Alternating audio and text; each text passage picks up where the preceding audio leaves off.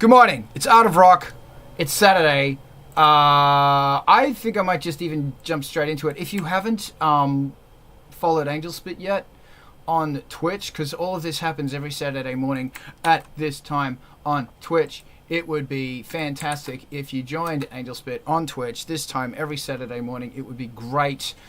This is made possible with Angelspit's Patreon, and I thank you for being on Angelspit's Patreon. It's there. Go jump on. And after this, we're going to raid to MTV TV because it is the greatest gift in the history of humankind. If I can actually find where it is. There's a whole bunch of really cool music on there that you need to know about. I love it when my computer's being slow. Kerry, you had an amazing question to start with. Tell me about that. Let's throw us in there.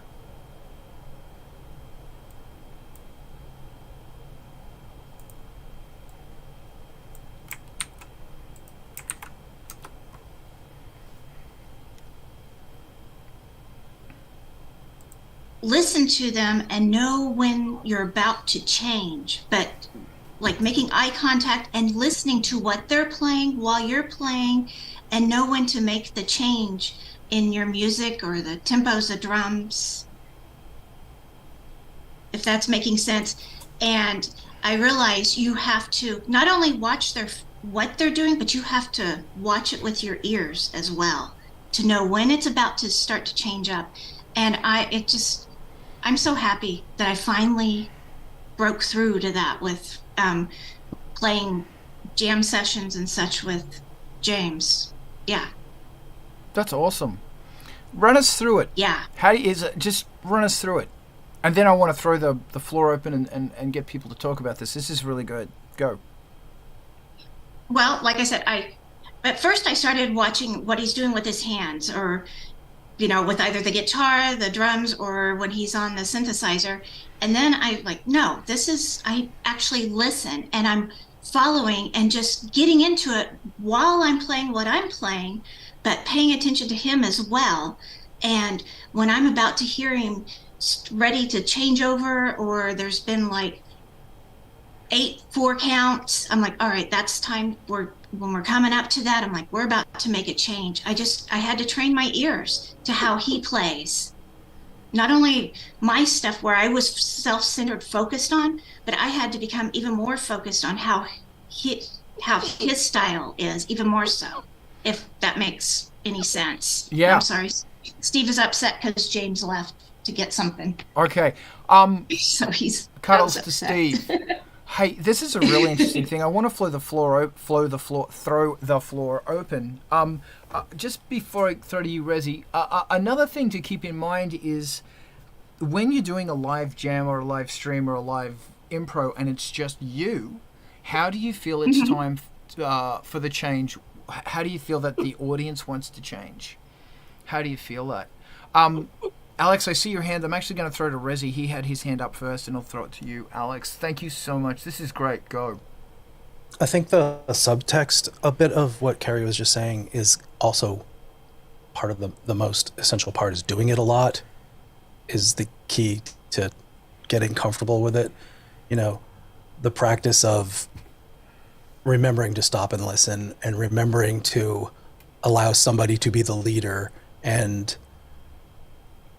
the habits of using eye contact and ear contacts of song sections that you've gotten used to over a few jam sessions, a few hours, a few years, and then a lifetime of doing it with different people, and you find these things in common that are really easy ways to cue. And to the extent that you fall back on traditional form of 8-bar sections or 12-bar blues or extended space jams, you get those skills. You get, the ability to make it seem automatic and magical when it's really a little bit of practice going on. Brilliant, man. Thank you. Alex. So while jamming with other people, I usually if you do it often, you start to create a repertoire of what kind of, for example, if the person does a fill, that's a good indicator that there will be another section in the next bar. And if you know the other person, you often realize, okay, now the person is going like up or down or something like that. Sometimes what we did is we just said, okay, we are going to play in this key, and maybe in this other key. And if there isn't so much, if there are maybe just two, then you can, you know what to expect. If there's a change, it will be the other key. And the last thing, if I jam just by myself, I usually try to prepare all the time and kick in the change whenever I feel ready. That's usually how I roll. Cool. This is really interesting because not only is it a case of watching somebody else and watching their signs, but also being able to give a clear sign. And I found that if I'm doing the jam and I have to make it as clear as possible, like I'll use my hands and I'll nod my head and I'll make it really clear, okay, let's go somewhere else now. Because sometimes people don't get that vibe going on. It's difficult also, like, some people say trust, when you're doing, it's just you doing a jam to an audience and you're trying to feel when people are bored with you. Sometimes it can be really hard trusting yourself because you might have anxiety, lack of confidence. So that when you're doing the jam, it might be fine and the vibe's great, but because you're not feeling it or feeling focused and strong within yourself, you go, oh, quick, let's change it because I'm boring people.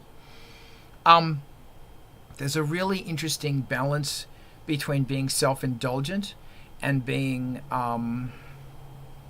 giving something interesting.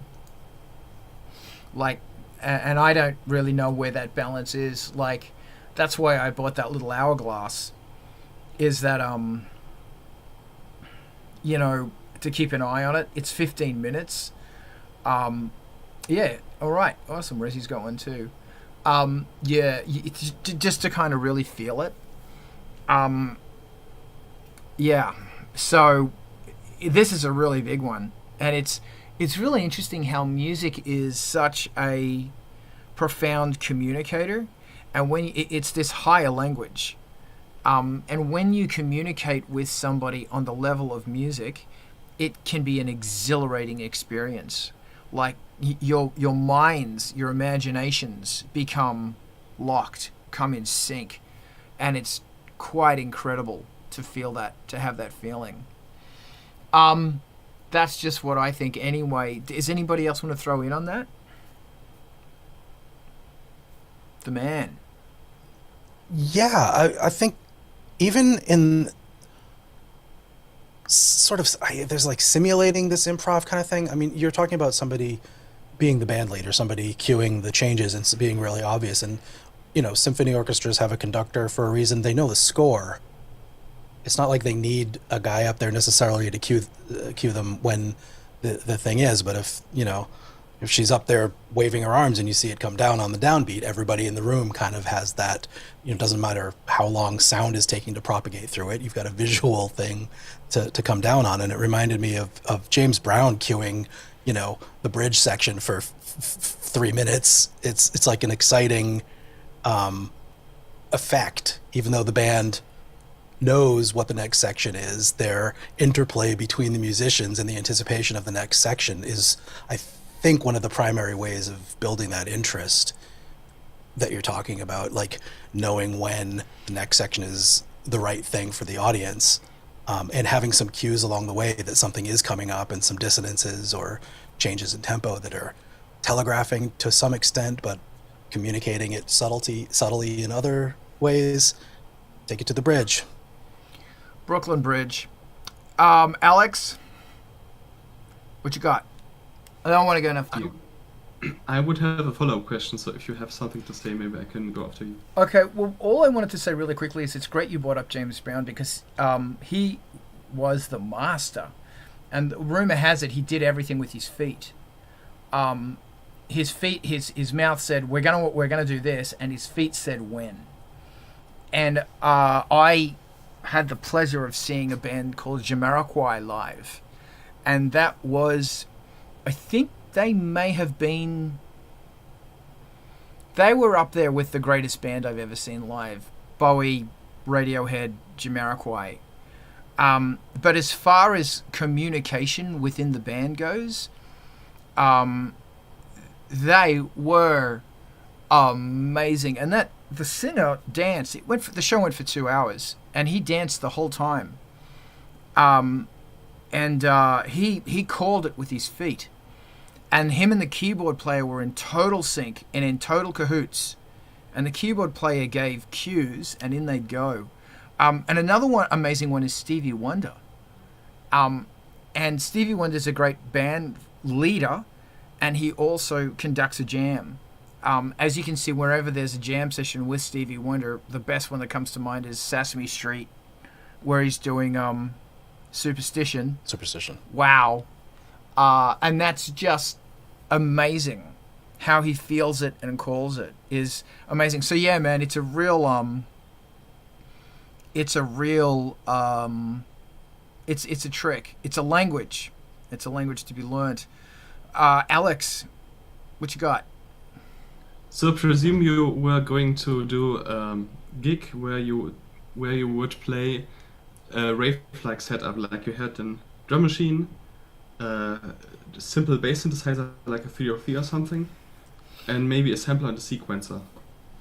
And you want to improvise. How do you practice for that? Do you just do it over and over again, or do you specifically practice transitions, or how would you do that? Rezi, I know you want to talk about this. Yeah. Speaking as somebody who has not done performances improvised much at all, I still have opinions. Let's just say the balance between keeping it fresh for you and making it something that's very rehearsed is real, and that's something only you can decide, and there isn't one actual answer to it. It's like, if you have the ability to set yourself a deadline and say, I'm only going to woodshed this stuff for 6 weeks and then I'm taking it out live, you know how to pace yourself. And yeah, you can definitely script out every single move in your improvised set, where program changes, crossfades, next load for the thing, patches for the synth that, have the appropriate controller knobs all cued.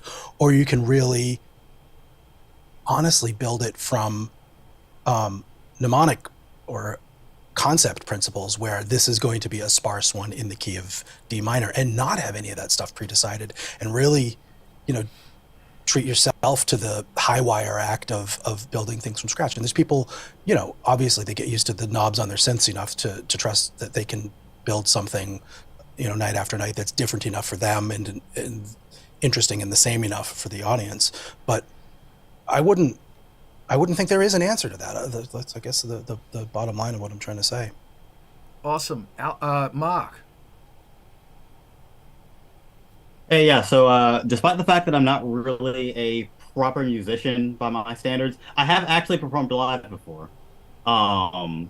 So to answer your question, Alex, my approach to it was I just had Ableton set up, and I already had all my MIDI patches lined up on the Ableton controller buttons, and also I had some sound effects too. But so I just, whenever I felt like I want to change something, I would press a different button that corresponds to like the chords, the melody, something like that, and then also fade in and fade things out with faders. So I didn't know exactly what I was doing, so it's almost impossible that I would play the same thing twice. And even just to prove the point, after that performance, I then recorded that track as my first track, and I don't know how I did it originally, so it's probably going to be different every time, just because you're going to get a different feeling at times. So that's one approach. Just kind of have everything laid out and then just arrange it how you want to in the moment. Awesome. Yeah, it's kind of like cooking, when you got all the ingredients ready, and you but you have a rough idea what you're going to cook. And like you said, those transitions are really important. Another thing that's super important is dynamics. Like, when do I take the kick out? When does the kick go to like a funk feel? When does the kick go into a 4? And when does it slam? Because whenever I do Ice Planet 9000 stuff, once again, the little hourglass is so important, because it's like, the objective is it comes in slow and it builds and it builds and it builds, then it reaches a climax and it fades out again. Then it goes into the next thing. And if I can make each of them 15 minutes, when you think about it, doing that, and then there's 3 or 4 of those cycles in a 1 hour jam, and then the last one is huge. When you think about it, there's 15 minutes to do a strong jam ain't much. And because you're in jam mode, instead of it only going for 4 bars or 8 bars, it's going to go for 32 bars. Yeah.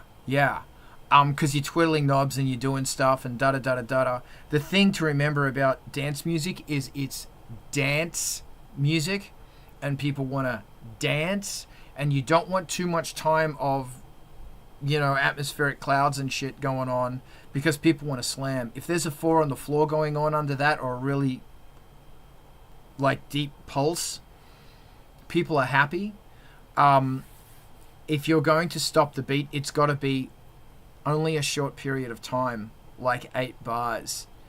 And usually in that 8 bars, you're madly setting everything else up to bring in set number 2.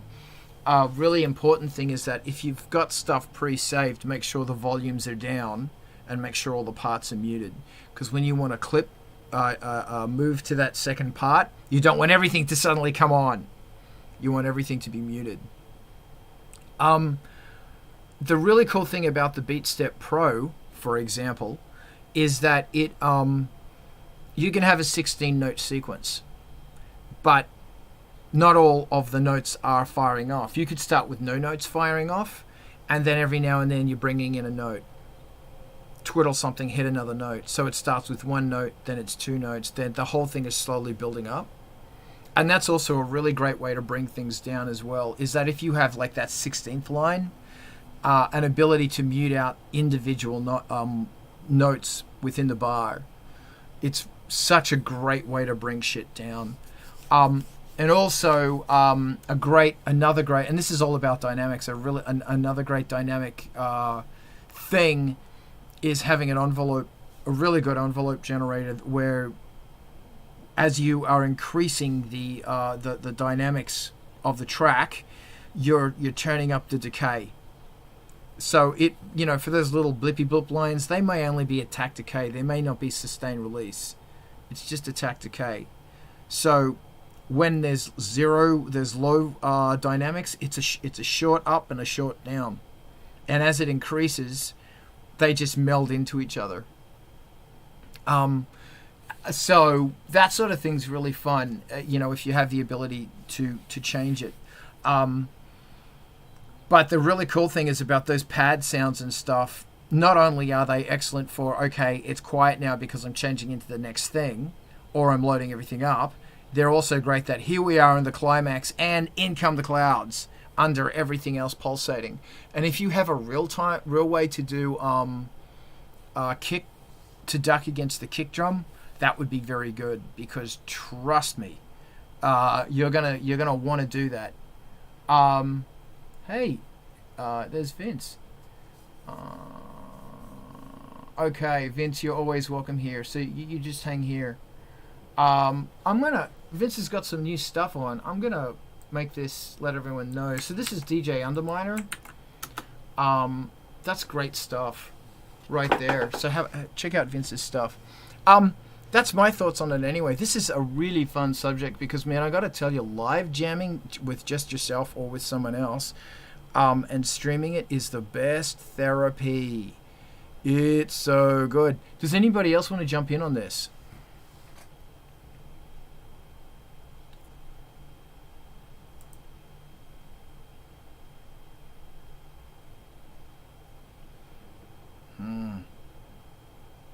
No one? Nothing? Okay. Unless Carrie wants to have a chat. What you got, Carrie? Just remember to hit the stream button. Last weekend, we had an excellent jam going on, and we said, okay, it went on for about 30, 40 minutes, and we were done. I went over there, and I was like, James, I didn't hit the stream button. He's like, well, that was good practice, though. He's always so positive as well. But I was like, okay. Yeah, and that's a really good one as well, is that if you're going to practice, stream it. Stream Exactly. And you can always delete it if you think it's crap. You Yeah. can go back and do that, and you don't have to send it straight to YouTube from Twitch. So, Yeah. yeah. I did it, was it last week? I think it was this week. All the weeks are just merging together. I was mucking around with an oscillator, because I found out one of my oscillators could do this short thing. I want to talk about gear in a minute. It could do this cool magical thing, and I just spent the whole time messing with this oscillator, because it does this thing where you can, you know how you can change the pulse width. Well, it does that.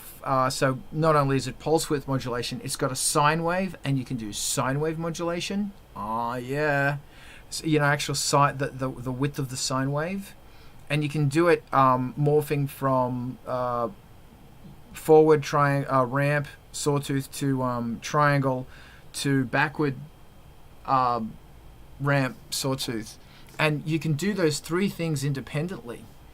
So you can actually, because normally there's a core oscillator and it just derives everything off, you know, the other waveforms off that oscillator. This is creating three individual oscillators. They're all like synced to the same, you know, pitch, but the actual wave morphing happens afterwards, and it's bloody good. Raz. This is a really short dead end, but the oscillators in the new Ableton synth called Drift that's in public beta right now have modulate oscillator with oscillator stuff that's really similar to that. And I'm a sucker for showing what the waveform looks like, you know, rather than just using your ears. And it's got a really nice little graph of what your cumulative modulation effects are doing to it. But the more than just pulse width mod, but actual modulating the shape of a sine wave with a square wave and stuff like that is it's a little bit semi-modular, like in the Pro 1 sense, where you can take oscillator B and modulate oscillator A, but having that little readout is cool, and it sounds great too. And it's but nobody cares about virtual synths; they're so free and exist everywhere. But this one's a little bit special. They've made the parameter ranges, layout, topology, so that it's fun to play with for a change, rather than just hard to look at and you get a headache. So Yeah. it's kind of promising in that way. That's great. Yeah. Playing with kind of segueing into, I wanted a new synth, but I talked myself out of it. Segueing into that, speaking of new synths, where's Ivan? Speaking of new synths, it's this synth that does a whole bunch of really good amplitude and amplitude modulation, which I can do that on the Rev 2. The upshot of all this is I went, you know what, I'm not going to get that synth because I've got a K2000 and I never use it. And the K2000 can do every single thing in the world, almost. And between that, the Rev 2, an couple of Emaxes and a fucking modular, I can really need to shut the fuck up and use what I have. And it's interesting about the K2000, like there are algorithms on that synth I have never used. I've looked at them and go, wow, they look interesting, and then I've gone, not touching them. And I just thought, you know, man, I really need to touch to get in there and learn this synthesizer some more, because it's such a good synth. And you know, you can look around your studio and go, you know, how well do you know that, you know, Jupiter X? How well do you know that, you know, synth? And the answer is you don't. Because it was built in such a way, you know, that there is so much you can do on it. And all of that stuff on those other synths that you want to get that synth, but you don't have the room or you can't afford it or whatever, you can emulate that, or you can try and figure out that thing and in the process do something even better. So, yeah, my thoughts is fuck with that shit. Resi. People do a whole lifetime out of the 3 oscillators, 2 ADSRs, and an LFO kind of topology to, you know, the mini mode kind of thing. You can go forever on that. It's like, you know, 3 chords, 3 oscillators. It's really interesting how when I listen to a lot of music, hey Lucky, how you doing? When I listen to a lot of music, I don't hear. Got to be careful how I phrase this. Normally, I don't hear crazy sound design going on, like crazy FM, crazy this, crazy that. Normally, it's 3 oscillators and a low pass filter, predominantly, and I think that I need to. Firstly, I need to expand what I'm listening to, and secondly, I think I need to and then I just thought, oh, wow, Aphex Twin or Tekka, man, I don't know what I'm talking about. It's really important to push those boundaries. Like, if you want to create something musical with really harsh, Diana, welcome, with crazy, FM, synthesis, how do you do that? Experiment with that. New sounds that are going to, inspire new songs. That's what I think anyway. Alex! The thing I find so inspiring about Autica is that they only used what was it called? Cycle 72's Max MSP, which is like a synth software. Okay. And for, I think, the last 8 years, they only used that to make the music. And they programmed their own oscillators and stuff. And I find that really inspiring that they're just diving into this one piece of software and just get everything out of it. And their stuff sounds super unique and interesting. And yeah, I find this really inspiring that they're just using this one piece of software with MIDI controllers, and that's all. Although I wouldn't want to just use my computer, to be honest. No, I sort of, I'm secretly jealous of people who can just use software. Like, it's like, man, must be easy when you move. It's a pain in the crack when I move, man, let me tell you. Okay. We're getting into that topic. We can go into that topic. I don't mind. I'm okay. Do we want to talk about Alex? Do you have a printed manual of 2K2000? No. I have a printed manual of the other. I've got one in Australia. I've got a rack mount in Australia. I didn't get it. I don't think I got a manual. I'm looking over at my manual section. I've got an emulator 4. And just about everything else. God, it's a mess over there. It's a mess everywhere in here. I do not. I do in Australia. And I remember I got an extra one for when version 3 came out. God damn, I love that synth. But the PDFs are just as good. But I do love having a book next to you and, not worrying about fucking computers. Just sitting there and creating sounds. Because that's what I usually do when I'm feeling uninspired or don't know where to go. I just have like the manuals on my phone and I just read the manuals of my synthesizers again. Yeah. That's such a great thing to do. And if you want to like kill the gear acquisition syndrome, that's what you do. You look at your gear and go, man, I'm not using this stuff at all. Yeah. All right, let's go. Kerry, a word is that you just got something fun and new. Pittsburgh. It has 3 separate oscillators, and you can patch from one oscillator into the other. The Pittsburgh modular. I'm never buying any more new gear. I have everything I need here that will last me 3 or 4 lifetimes now. All the sounds I want to create. And you can also, with the new one as well, the Pittsburgh modulator, you can patch in like FM into one modulator, and it's just, one oscillator, I'm sorry, not modulator. It's just, I haven't even scratched the surface, and then I incorporate it with my other stuff, and that's it. I'm done now with buying stuff. Awesome. Yeah. Let's talk about FM toys, but first, here's Razzie.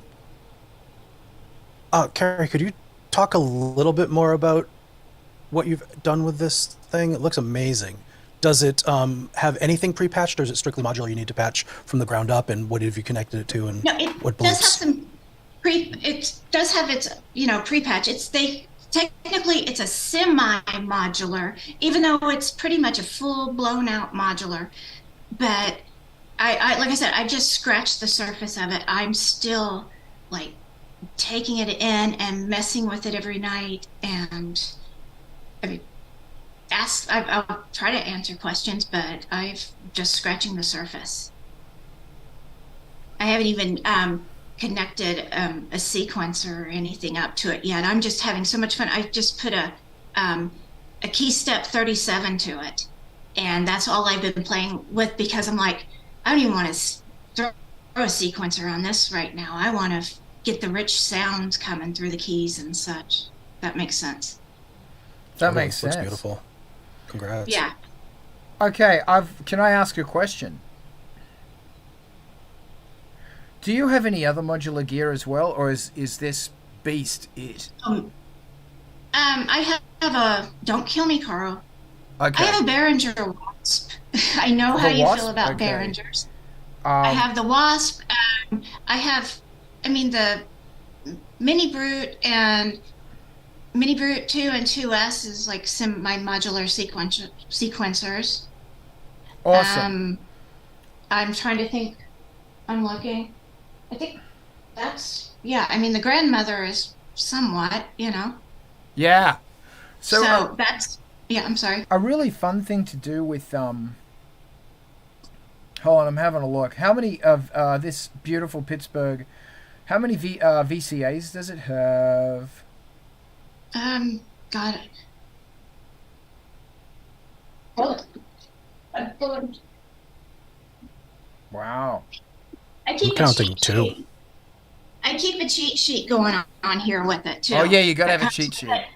I keep that along with the on my tablet. I keep the manual, and on that page I have the PDF documented or downloaded right on easy access to it. Because what I'm saying, what I'm getting at is a really fun thing to do is get an LFO, make it go really fast, like 2,000 cycles a second, stick it into a VCA. Okay. And then shape that VCA with an envelope. So it goes pew, pew, like immediate attack and kind of fast, right? I do the lasers. Okay. Yeah, the laser beam. We're going to go a step further with that. Is because we're going to be using an LFO, we're going to drive the output of that VCA into the input of your oscillator. Okay. So you're going to do FM modulating, but it's only going to be a sharp attack. So it's going to be a sharp attack of FM, and then it's going to smooth out. Okay. And you can change that. If you want to get crazy, instead of run it using an LFO, use another oscillator, and the oscillator is playing the same pitch but an octave higher or something.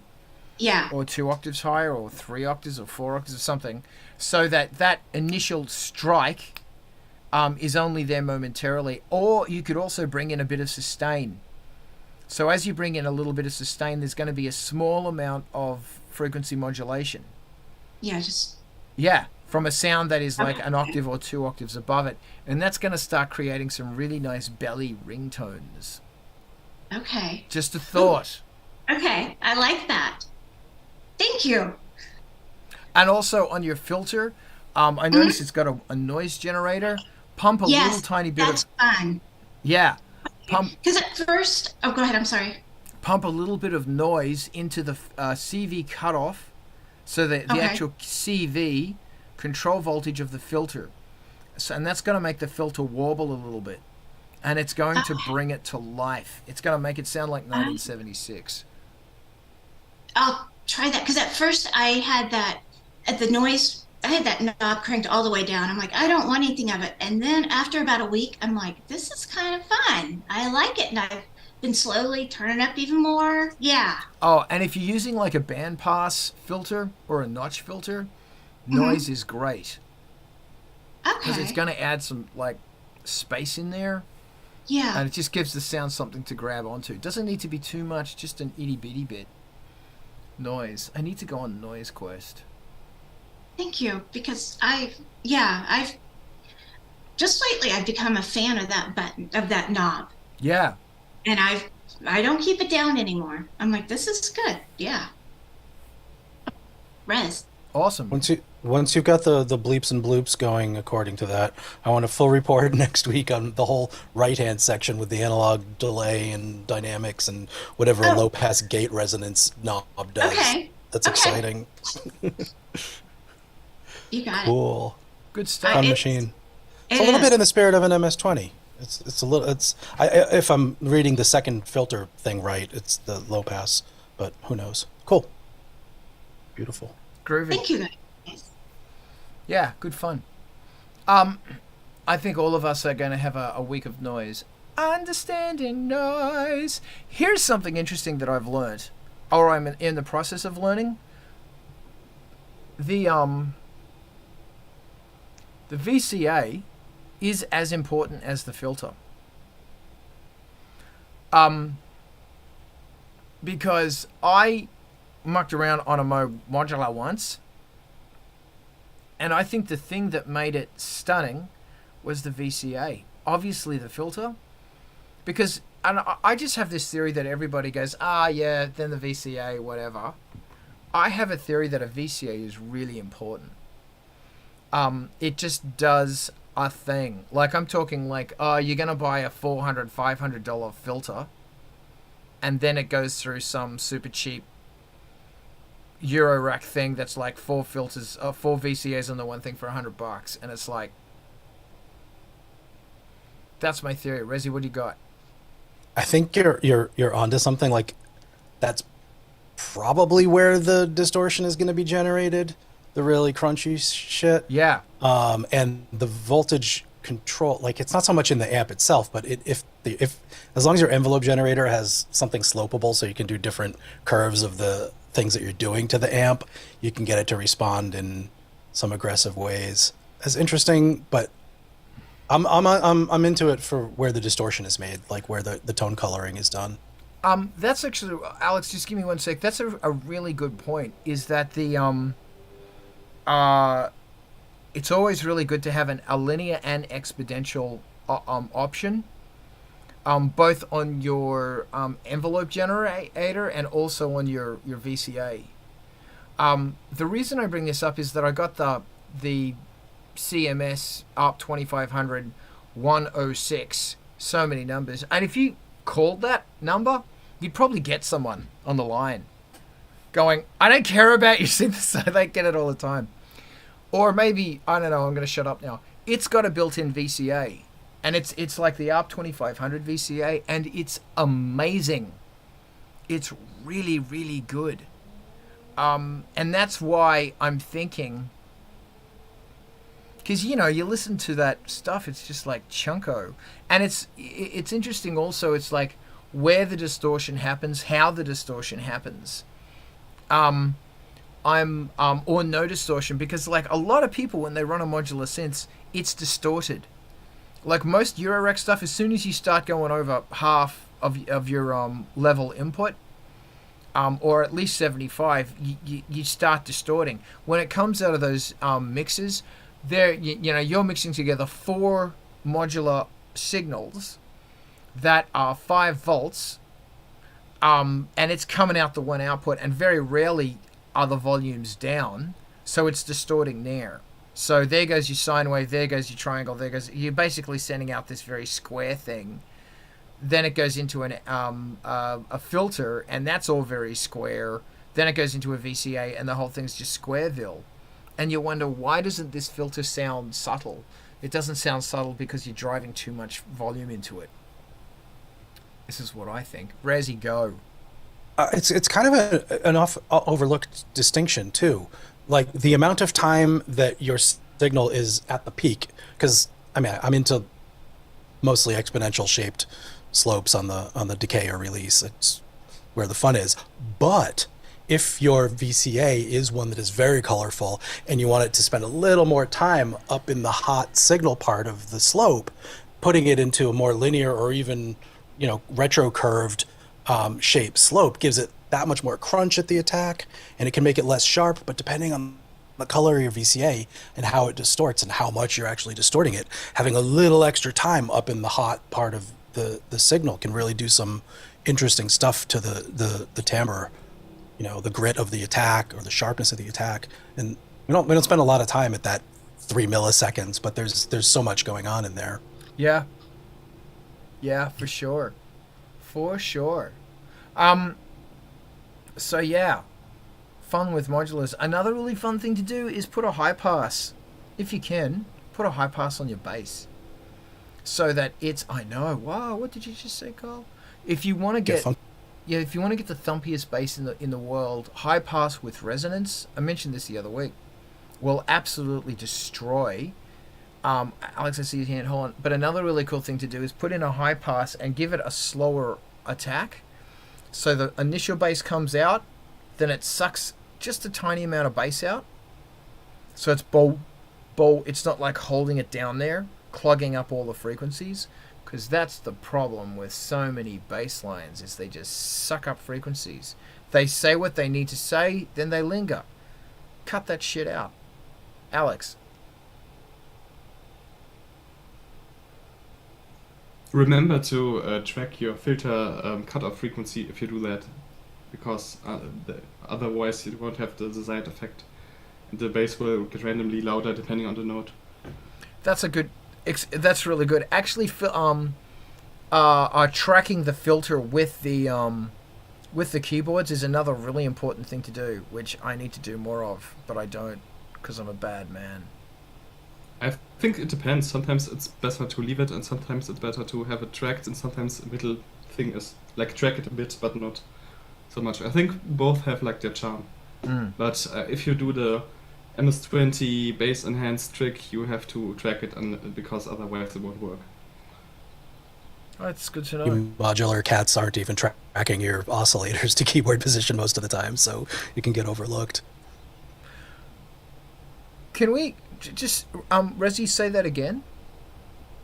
Because you modular cats are by default not even tracking your oscillator pitch by key position by default half the time, so you end up needing to remember to track your filter position also by keyboard. Yes. Alex, can you just also tell us what is the MS-20 trick? The MS-20 trick is basically what you just mentioned, to enhance because the MS-20 was known for having not much bass, but often it was people's only synthesizer. And so what they did in order to get bass sounds out of it is just use the low pass filter resonance trick you just mentioned. Was it a high pass or a low pass? It has like the combination of both. I don't know which comes first, the low pass or the high pass, but you have both. I think both are resonant, and you track the high pass filter with resonance and put it to the bass frequency in order to get some oomphy bass out of the MS-20, which usually is more like a not so bassy synthesizer, great for leads but not so for basses. Awesome. I didn't know that. Thank you. Good to know. Guys, what else? We're talking about synths. We can keep talking about synths. It's kind of funny. I used to really want to have an MS-20 when I was a teenager, because like all the bands I was looking up to had one, or many. And now I not so much, because first of all, the first time I played with the reissue by Korg, it was totally different from what I thought it would sound. And also, I feel like now I'm like at a point where I realize what I actually like about synthesizers and what direction I want to go in. That's but great. It's kind of funny how like the instruments you look up to can change over time. Yeah. Definitely. It's funny, you dream about a synth and a year later you go, man, I'm so glad I didn't get that. I thought I saw Mark's hand. I didn't. That was me. I was going to tell Alex to give me his MS-20 when he gets it because he doesn't want it anymore. So. Yeah, there you go. You can sit it next to your Pro 1. I had a Nintendo DS cartridge which had like like they used the software by Korg and slimmed it down so you could play it on like a game console, and it was like really cool in 2007 or so. Yep. The three analog synths, the Poly 6, MS-20, and Monopoly that they put out as one of their first packs of virtual analogs that was some of the first really great analog emulations of an existing synth that really sent it home. I used the hell out of all of them. It was called the Legacy Collection, Analog Legacy Collection, I think. Oh, but the MS-20 in that was fun, and I think I got the iOS version early on too when that first came out for iPad. Didn't really use it in songs, but I'm still fascinated by the MS-20 as a synth. There is something quite magical about it. You know, it's only got like those two oscillators, and I hear so many people say that you put two of them together and they're totally different. Like, they're totally different. Yeah, and I've heard, like, I think I've had MS-20 filters. I don't know. And when you pull them out, and there's just something about them. It's interesting that inaccuracies, man. It's all about them inaccuracies. Like, I had these two oscillators, and they weren't in tune. And they'd start drifting after an octave, and after 2 octaves, they were out by a semitone. And they were critical to the Angelspit sound. Like that real, you know, going wild. And it's so funny that I think because this new oscillator I've been mucking around with, you can do that. You can go in there and start detuning. And I'm not talking about pitch correcting. I'm talking about it's out of tune.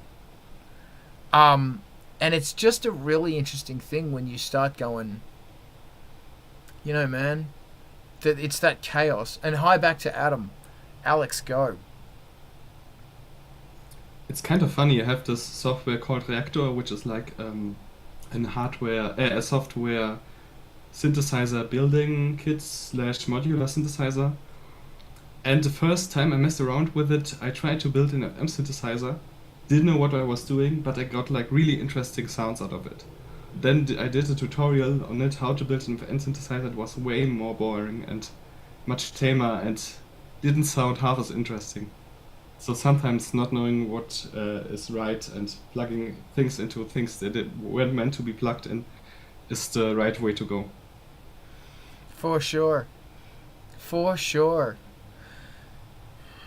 Sound design. We should talk about sound design. Is there anything else pushing, or we just want to like throw ourselves into sound design? It's a very chilled session today. I like chill. It's really interesting that if I'm starting on a track, because I was starting on a new track this morning, I was going over notes and going, you know, plonking around with it. It's really interesting how the choice of sound right then is going to dictate the rest of the song. Like if you have I have to be really careful that I don't taint my memory of the song to that sound. Like I was doing it on like a crappy Tyne electric piano thing, and then I had to stop and go, I can't use this sound because it's starting to make sense. It's starting to, you know, starting to go into my brain and make sense, which is the fun thing about, you know, like modulars and, you know, software or hardware modulars is you've got that melody line or whatever. You just build this thing from scratch. You just figure it out. Is there anything else we want to talk about? I'm feeling kind of, the energy's sort of draining a bit right now. Resi, go. Mark actually mentioned this before we went on, and forgive me, Mark, if I'm stealing a topic you do want to get into. Maybe you can jump in, but grading your own vocals, and I think that could extend to all performances, but techniques, habits, skills, questions for assessing, I think, maybe your own vocal performances. And Mark, please do jump in if there was more to it than what I'm getting at. It was less of a question, more of just since Alex had mentioned it. I was like, oh, how do you actually? Because I'm thinking like, at least for me, like with my music, I feel like I can't be objective with it. I'm like, this sounds good. I don't hear any direct issues with it, so I guess it's fine. But I would think it'd be the same thing as voice. But Alex had mentioned some things about, is it what I want for this performance? Is it, in key, or is the pitch right? Those kind of things where like that is more objective. So it's more of just I don't know if there's actually a topic there or not. There's a topic there. Resi, go. Thank you, Mark. That's great. What you got, Rez? I feel like to the extent that you have an idea enough, in this case, this hypothetical, where you've crafted a vocal and you want it to be successful, and you know what most of your parameters are for assessing that success, you're probably most of the way there. And you're like, yeah, this is in the ballpark, but what am I missing? And that is where, for my money, you hand it to somebody with specific critique requests in mind. You say, I want to know character that I've put down here is the character that I want. It's the growly one. I think the phrasing is solid, but does anything poke out at you when you listen to this once? Don't listen to it twice, please. This demo. Does anything poke out at you as like, I'm totally missed it and it doesn't achieve unity with the music and lyrics in the way that I think I wanted? And, keep it short. Don't beat me up. That kind of question. Wow. This is really hard because, the thing about music is you can listen to it and say, yeah, it works, but as soon as you put a vocal on top of it, the vocal's going to change absolutely everything. So you could do some crazy song that's going, and the vocal is just growling softly over it, and it's like, yeah, that works. Or you could have this beautiful operatic thing over the top, and it's like, yeah, that works. Or you could have someone screaming manically and maniacally going, yeah, that works. And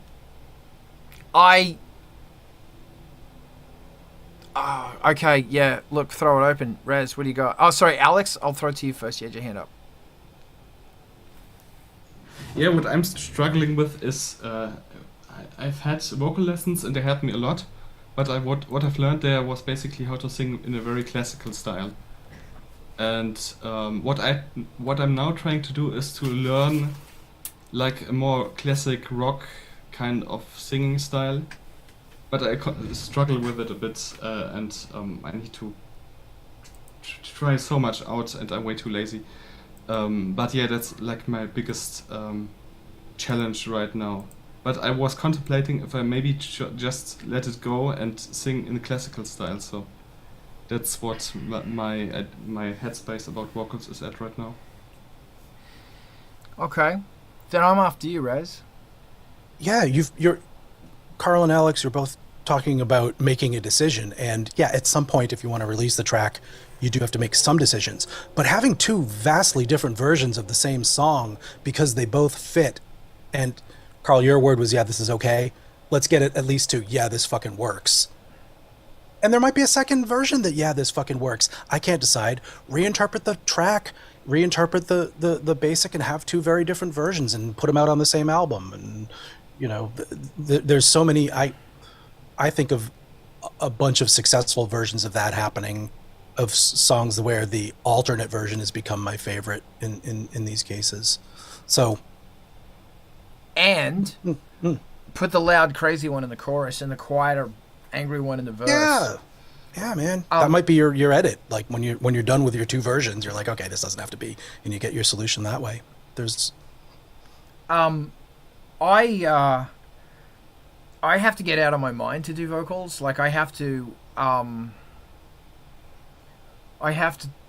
get out of my mind, and I have to find a place of crazy. Even if I'm doing softer vocals, there has to be a crazy element in it. And I will always go back to David Bowie's on Scary Monsters. It's the opening track. It's no good. The first track is him going nuts on this song. And then the last track on the album is the same music, but him just delivering it quietly, normally, what's expected. And both of them are great versions. I personally like the first version because it's nuts. You can actually almost hear him knocking over microphones and stuff in there. It's crazy. And that's a place I try and get to, is that imagine yourself in front of an audience, and the audience want to see a car crash. They want to see you destroy yourself, and then you get back out of the car and drive to the finish line and get through it. That's what they want. They don't want just some person in a fast car winning the race. They don't want that. They want a car crash. And then they want to get out of the wreck, climb into another car, or run to the finish line and make it. I'm serious. That's what people want. Because rock and roll is like a full contact sport. It really, really is. You know, they want to see you fall over and lose the ball, then pick the ball up and hit that goal. You know, there's so many examples of really amazing takes that are full of mistakes, but they rock. And then that's what's really interesting as well, is that, you know, to the analytical mind, and I don't want to make this about me, but this is the problem I am still having with that song that is still not written. I think it's the vocal, I don't know. That I'm just going, it's too tame. I don't know what is wrong with this song. It's too tame. And the vocals will fix it. And there's some really nice tricks you can do with vocals. Like, you know, normally if it's in D, you come in singing on D. But you could do... Hold on. Don't run away. I'm getting my trusty $1 million keyboard to demonstrate some fun things. The first thing... Can you hear that all right? That's D. The first thing is, don't compose your vocals on a keyboard. Don't do it. Do it in front of a mic. Here's, like, normally it's in D. Yeah, there's D, and I'm singing, and I'm gonna sing in D, and I'm singing in D, cause I'm in D. D, D, D. That's great. But there's other cool things you can do, like if you want to make... Now I'm singing in D, and I'm on the A, I'm on the 5th of D, and I'm singing in D, and I'm singing in D. That's the same vocal shape, but now I'm not saying, oh, am I in minor or major? Whereas that I'm saying, oh, this is the key. But there's a really fun one you can do. So when you're standing in front of your mic, you want to go, oh, I'm going to hold that 5th. That's the A when I'm singing in D. You might want to do something crazy. Oh, sing on the flat 5. Ah, cause everything's angry and everything's angry. Angry, angry, angry. Cause you're on the flat 5. I'm sorry, am I boring you? The really fun one is the 7th. What did I do? I pushed something. There. If you sing on the 7th, it throws everything on the side. Yeah, and I'm singing on the 7th. I could go up to the D or hang on the 7th. Down to the 5th. Hanging on the 7th. D, D, D. 7th. If you hang on the 7th in the verse, when you resolve, you can go to the you can go to the D. But hanging on the 7th or hanging on the 4th, 4th is another great one. These keys that are saying, is it major or minor? I don't know. It's adding this shape to stuff. And that can be really, really, really powerful. And it can let you go shing. And you go free and go crazy. D, D, D, I'm telling you. Maz. God damn it. Hold on, I'm sending Maz the Zoom link. Razzie, what you got? I had something 5 minutes ago before I was mesmerized by your tune there. Also, I think I went into this with the idea that vocal melody was really intrinsic and the only thing, and we might not actually be talking about a melodic vocal.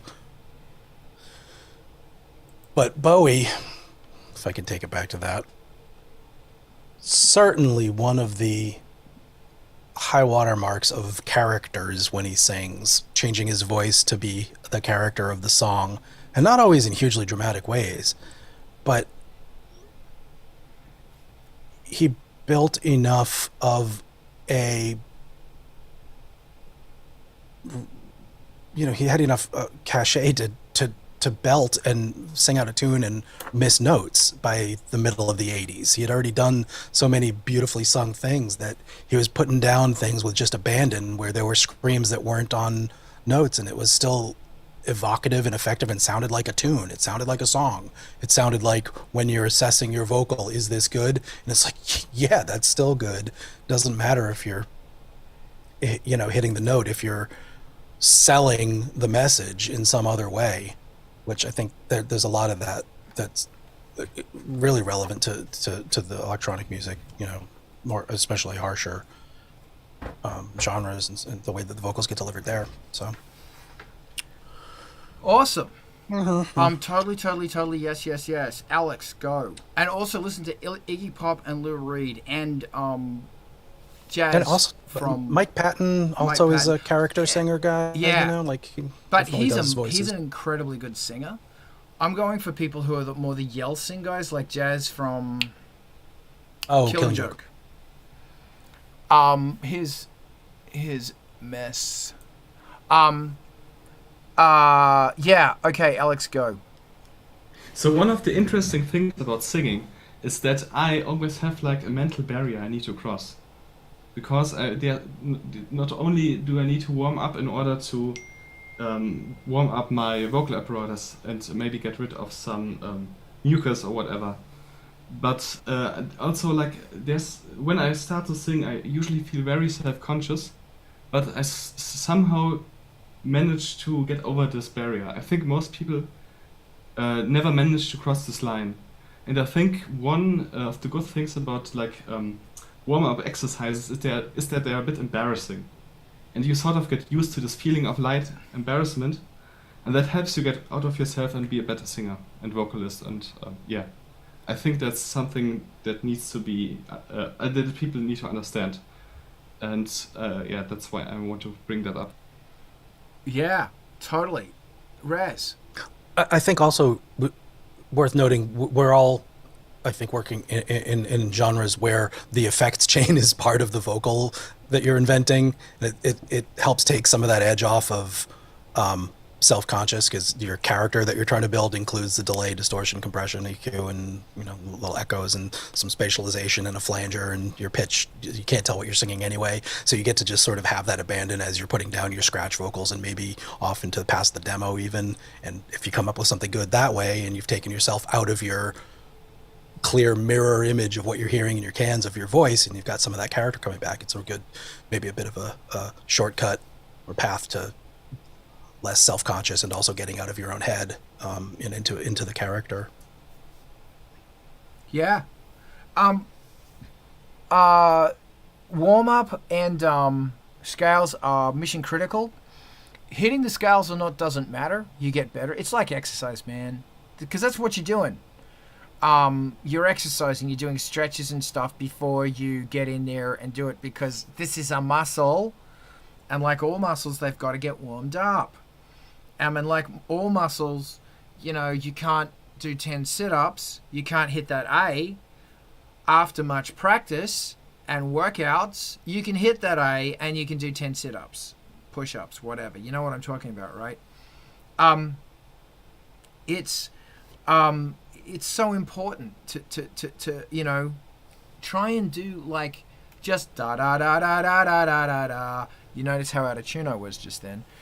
Every day, do scales, and start it with there's little apps on your phone to just go hit a D, da da da da da da da da da, out of tune again, Carl. But you get the picture.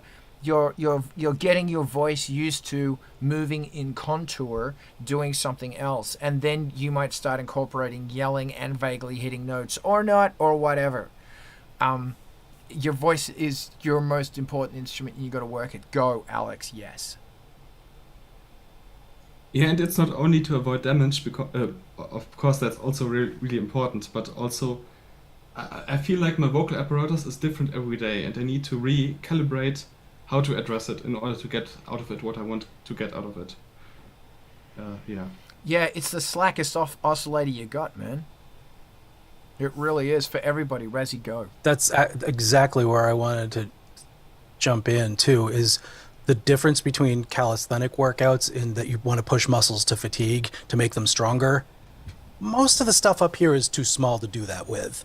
The supporting muscles, yeah, you'll get them stronger, but it's this your voice feels different every day sensation that using your voice every day and finding the small muscle differences and the position of your entire windpipe and the vocal folds and how their closure is and how the air getting through them are these subtle tiny movements, and learning to feel all of those things where you don't have the kind of nerves that give you feedback about where your vocal folds are in proximity to each other. You have to infer it by other sensations.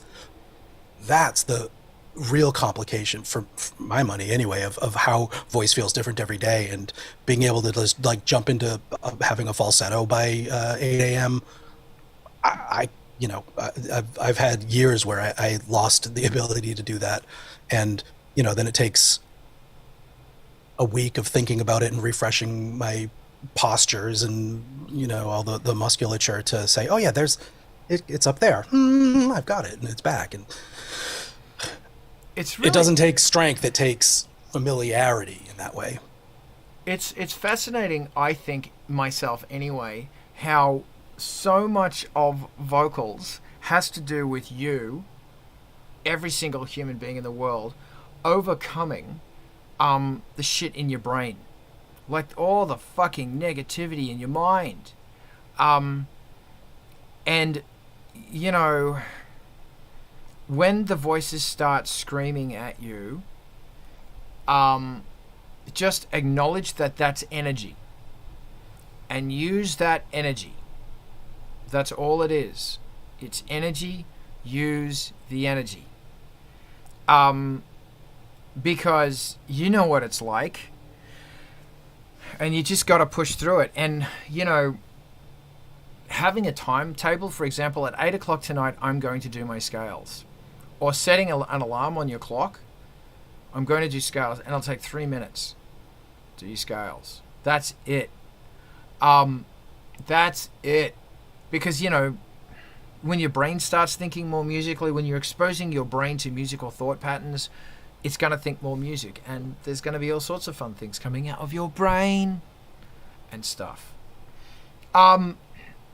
Someone, Alex, you, go. Yeah, it sort of sucks that at least I think in the Western contemporary world, there's such a stigma against singing out of key or out of tune, because I think like people are so afraid to sing like off pitch that sort of the whole self-expression gets lost. And I think if people would just let it go and experiment a bit, they naturally will gravitate to things like I think people who practice a bit will be naturally so much nearer than what we have now, that everyone is like too afraid and is using pitch correction in order to not be 1 cent off. And I wish everyone would just loosen a bit up and maybe appreciate sometimes that there's just an energy in the vocal and it doesn't have to be perfect. Yeah. Hold on, just before I throw it to you, Rezi. A lot of what you just said, yes, I totally agree. And you speak the truth. A lot of what you're saying is also coming back to that person's confidence to find their own voice. That there is this thing of, oh, I have to sing in tune, or oh, I don't have to sing in tune, or I have to scream. Whatever it is, fuck it. Get it out of your mind. It doesn't exist. You exist. Nothing else exists. So, exist. It's your music. You do as you must do to your music. Razzie, go. Yeah, that's a serious decision. I mean, you make that's part of the art, deciding whether you care about the kind of real fact that music today sounds like it's in tune. When the vocalist sings, they don't. If you listen to music that gets popular in our genres and outside of it, it's edited and auto-tuned and generally doesn't have the loose feeling that even like a top of the charts Madonna song sounded like in the 80s, where she's just singing some notes, and it's like, that's what the human voice does. We'll punch in and we'll get it right, and we'll give her a piano note to tune to, but it's expressive. It works. The same with Bowie, that just reaching for notes and landing on them. And that's part of the craft of the character and the kind of music that you want to make. Yeah. But you can't remove yourself from the time that you're making music in. And if you don't want to sound like you are bucking the trend or intentionally doing something effecty, or whatever the way it's received in culture is when you sing out of tune, one of the things that I've started doing on more recent versions is I stick a tuner on the track with my vocal on it, and I just look at it's a graphical one that'll show you the pitch course of the note rather than just a strobe style, which will land on the green dot when you're in tune. And I just look at the pitch courses of what I'm singing, and when you hit the playback, it shows the graph also, so you can spot check and say, yeah, I can see how that entire thing is a quarter tone up, and it wasn't intentional, so that's the one I'm going to focus on. And it's a shortcut to not necessarily having to throw manual or automatic tuning after the fact, and you don't need to piano back at yourself to hear what you were trying to sing, if that's the thing you're going for.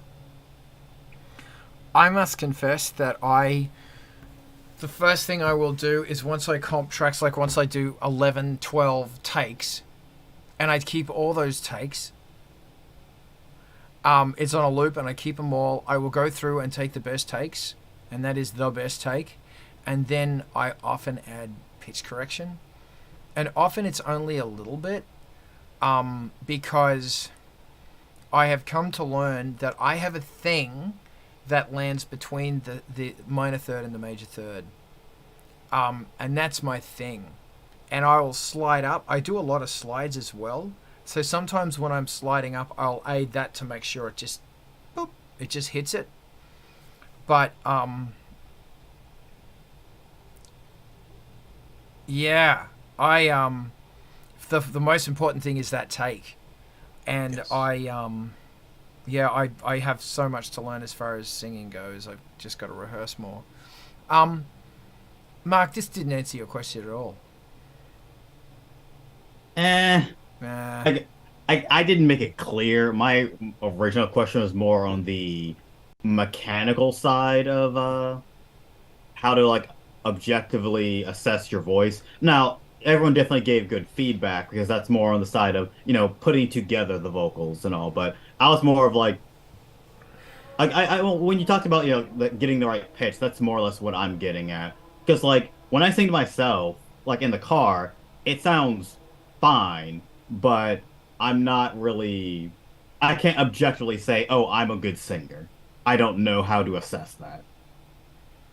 But yeah, I mean, whatever. It's good information for someone, I'm sure. Totally. No, I'm going in after Alex. Okay. The note that I wrote to myself, Mark, after you said that was exactly about sticking a way of monitoring pitch right on the track that you're working with. And you may glance at it while you're singing, and you may glance at it when you're hitting the playback, but it helps you...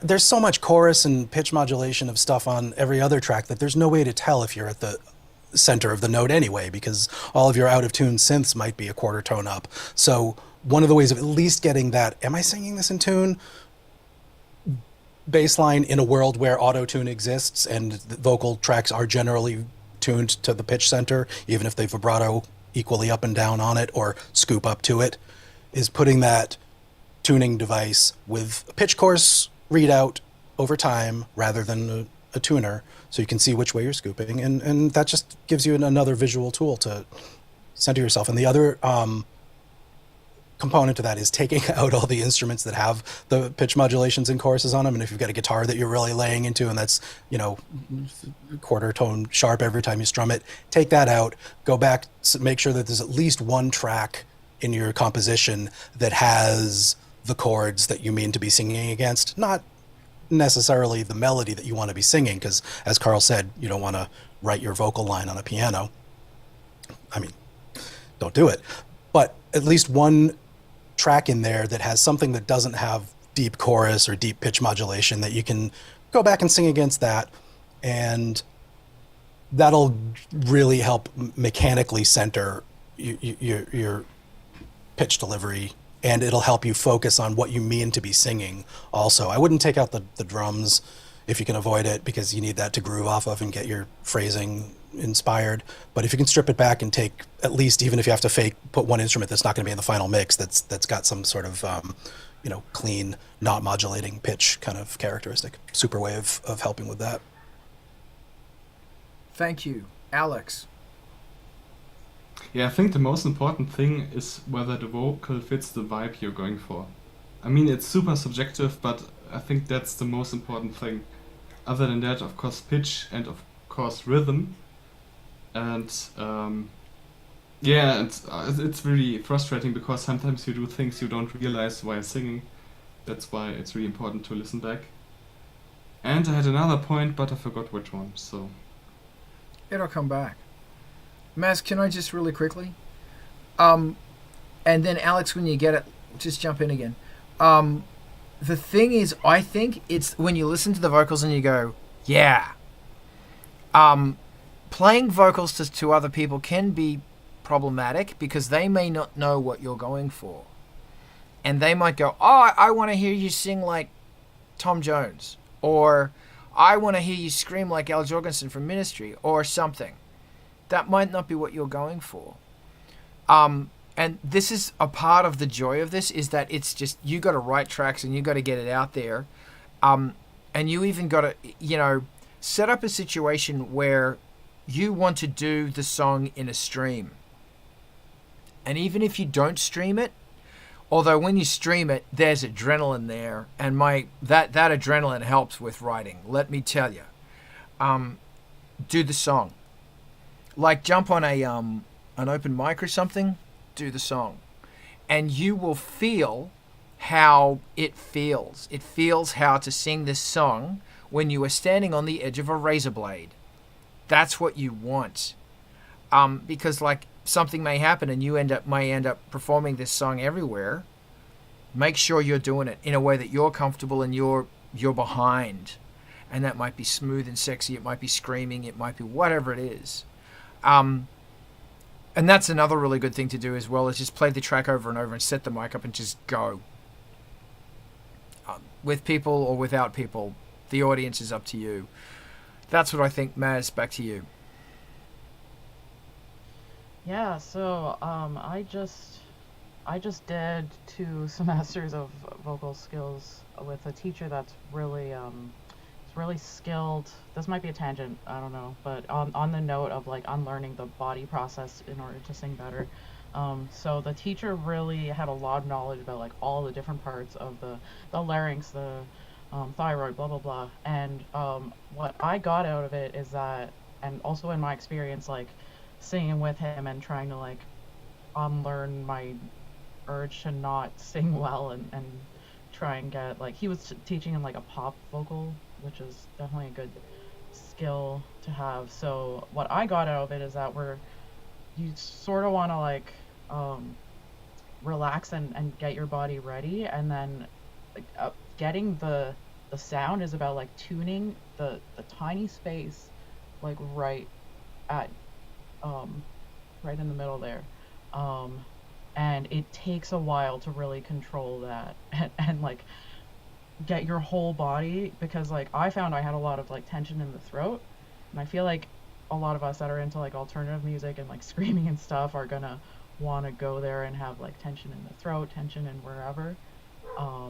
whereas like in order to sound more pretty, of course you gotta like get rid of that and get that tuning right there. And then the wonderful thing about learning that is that then you can go wherever, and then you can go like, fuck it, I actually do want like super distorted vocals. Yeah, so that's just my little bit on learning. Awesome, thank you so much. Alex? So one of the interesting things about electronically amplified music is that you of course not only need to learn how to sing, but also how to handle a microphone while singing, which is also a big field of study, because most vocal microphones have this thing called proximity effect, or at least most live microphones, where if you go closer to the mic, the bass gets enhanced, if you go farther back, it gets more neutral. And of course, how to modulate your own volume and so on, and how to sing consistent. And another thing I wanted to say is one of the few drawbacks of music production tools being so accessible is that people create a song or record a song before they perform it live. And I think one of the things that used to be a bit better, that people would just perform their song over and over live and then record it. And I think that has the how's it called? It has the good thing about it is that you sort of feel the song more when you record it. So I don't know, maybe you can just practice it more before recording or something. Maybe it's not that important, but I think that's something that has been lost a bit. Totally agree. Thank you, man. Rez. Yeah, song gets a second life in this, doing it in this order, where you construct it out of parts that you've never sung all the way through, and you don't even know that it can be sung all the way through because there might not be a spot for a breath in a place, and you just never encountered that fact until you try to accompany yourself on acoustic guitar and balladeer it out. And then you get a new version, you get another thing, and then after you've been playing it for 6 years, doing live shows and stuff, it's got its own thing because you're bored with it and you've changed some things that don't mean anything to you anymore. Hopefully not so far as to alienate anybody that knew it once, but it is, The other thing that I wanted to note is, Carl, you mentioned that the complexity of getting other people's opinions on your thing, but you also then, in the same breath, mentioned that like doing the high wire performance, you'll feel it, you'll know it. And I think there's a lot of that from sharing your song with one person. If you trust them, if you like their opinion, and if you have prepped them on what you're trying to find out, not just, hey, what do you think? But is this in tune, or do you think the chorus matches the verse in an energetic way? Specifics like that. You're still going to get your hackles up and feel like you're offended by their answer if you know they're wrong. And that's how you start calibrating your musical and vocal identity anyway. So I think that I want to punch you for saying that feeling is a big part of, okay, that's me. That's just what I do. I may not ever want to, be disabused of that bad habit. So. Yes. Just all I'm saying, like I think, just to reiterate, there is something amazing about throwing it in front of an audience, like live, like right now. I'm doing this live, and although Rezi, I think you're right. I'm not good at letting people hear my tracks. I'm not good at it because I don't know. I'm not good at it. But it's funny. I'll finish it, then I'll throw it in front of an audience. Go, fuck you if you don't like it. I guess my funny thing is that I can't have excuses. No excuses. And when I play it to someone, it's not the final mix. The vocals aren't final. Excuses. And that's something that I need to deal with. That's a me thing. Adam, it's so good to see you in the chats. I hope you're feeling better.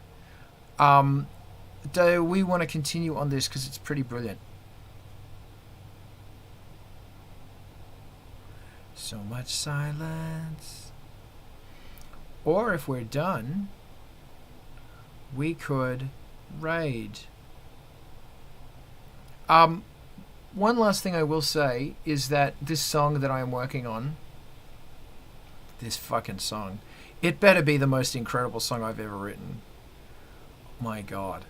The problem with when a song goes on this long is that you start to edit out all the gritty bits that make it real, and you start getting rid of them. And I'm really, really, really concerned about it, that it's now becoming too overproduced. So it never ends. It's the last fucking song on the album. Jesus. I did a thing. I did a bad thing, and I recorded the vocals on a keyboard. Then I sang them. I'm going to be doing them again. The final version, I will not be doing that. I'm just going to get in front of the mic. Because what I want to do is, it's a 16-bar verse. The first 8 bars, I'm hanging on the 7. Oh, no, I'm hanging on the 5. Then in the second 8 bars, I hang on the 7. So if I'm in D, I'm hanging on the 5 for the first 8 bars. Then in the second 8 bars, I'm hanging on the 7th, which is the C. And then in the chorus, I go up to the D. So in the chorus, I'm singing in the key that it's in, and it's sort of making sense. It's about the energy, man, 1,000 times. Alex, what you got? Yeah, what I forgot to say is if I'm feeling insecure with vocals I'm recording, a trick I do is sometimes is I take a sample of a saxophone which is playing the vocal melody, and I have that only for the recording and my monitoring, so it helps me find the right pitch, and then the track is muted and only my vocal remains in the mix. And that helps me be more confident if I'm struggling with finding the right notes. That's great. That's great. Because the other thing is, there's a time to sing and there's a time to yell. You know, figuring that out. You know, there's a time to make a clear tone on a sax or a growly, squeaky sound. That's, and this is really fun because all of these things are in your vocal toolbox. You know, you can do some crazy things. Mess. Yeah, I just wanted to update with my journey with vocals that we were talking about. I bought my own SM58. Yay! This is a big day. Well done. Yeah, I got to use it on stage, which was fun. Yeah, and I also ended up renting. Alex mentioned this one. It's a Roland VT4, and it was fun. It's got the robot effect, and the formant was nice to play with, and yeah, I use that on stage. I have a little recording on my YouTube if anyone wants to see how it turned out, but it was fun. If you've got the link handy, throw it in the chat. I'll put it live. I'll second that. Awesome. Came out great. You did good. Awesome. Thank you so much. I feel like I'm really finding what I'm doing, so I'm just really happy I wanted to share that. Good on you. And the fact that you're having fun with it means so much. Man, that's the thing. It's here we go again. It's that same thing. Thank you. I'm gonna put this live. It's really important to have fun. You are allowed to have fun because you play music, as in you play with Lego, or you play in a sandpit. You play with music. It's supposed to be fun. You're allowed to have fun. You're not supposed to be working 24 hours a day. This is fun. You deserve this funness now. I think we should raid, unless anybody else wants to say something incredible. Okay. I thank you one, and I thank you all. Next Saturday, join us again for this fantastic art of rock. And right now, if I can get this thing working, we are going to we're gonna go on over to MTV TV. Hold on a minute. I'm not having a good computer day here. Always the way, isn't it? This is MTV TV. Non-stop musical awesomeness. Let's do it. Let's raid. And Diana, thank you so much. Everyone, thank you for joining me. We're gonna hang back here, and we're gonna be chatting for a bit. Peace and love to you all. Bye, bye, bye.